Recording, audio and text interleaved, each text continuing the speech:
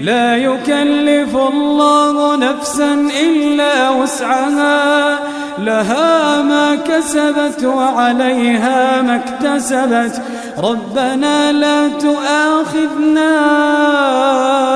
إن نسينا أو أخطأنا،